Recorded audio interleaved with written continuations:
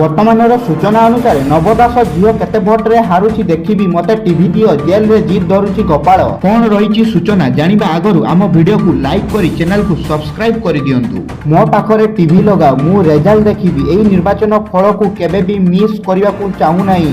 TV ଆଗରେ ବସି vote ଗଣତି ଦେଖିବି। ଦୀପାଲି କେତେ ଭୋଟରେ ହାରୁଛି ମୁଁ ଦେଖିବାକୁ ଚାହେଁ। ଏପରି କିଛି ଜିଦ୍ ଧରି ବସିଛି ଜେଲରେ ଗୋପାଳ। ଜେଲ କର୍ତ୍ତୃପକ୍ଷ ଗୋପାଳକୁ ବ୍ୟକ୍ତିଗତ ଭାବେ ଟିଭି ଦେବାକୁ ପ୍ରସ୍ତୁତ ନଥିବା ବେଳେ ଗୋପାଳର କିନ୍ତୁ ଏକ ଜିଦ୍, ସେ ଟିଭି ଦେଖିବ। ଖବର ଅନୁଯାୟୀ ଗୋପାଳ କହୁଛି ଯେ ଆଜି ସେ ଝାରସୁଗୁଡ଼ା ଫଳାଫଳ ନିଜ ଆଖିରେ ଦେଖିବାକୁ ଚାହୁଁଛି। ଉପନିର୍ବାଚନର ଏହି ଦିନକୁ ବିଲକୁଲ ମିସ୍ କରିବାକୁ ଚାହୁଁନି। ସେପଟେ ଜେଲ କର୍ତ୍ତୃପକ୍ଷ ଗୋପାଳକୁ ଅନ୍ୟମାନଙ୍କ ସହ ଟିଭି ଦେଖିବାକୁ ଛାଡୁନାହାନ୍ତି। କାରଣ ଗୋପାଳର ଜେଲ ମଧ୍ୟରେ ରହିଛନ୍ତି ଅନେକ ଶତ୍ରୁ, ଯେଉଁମାନେ ଗୋପାଳକୁ ମାରିବାକୁ ଚାହୁଁଛନ୍ତି ବୋଲି ପୂର୍ବରୁ ଦେଖିବାକୁ ମିଳିଥିଲା।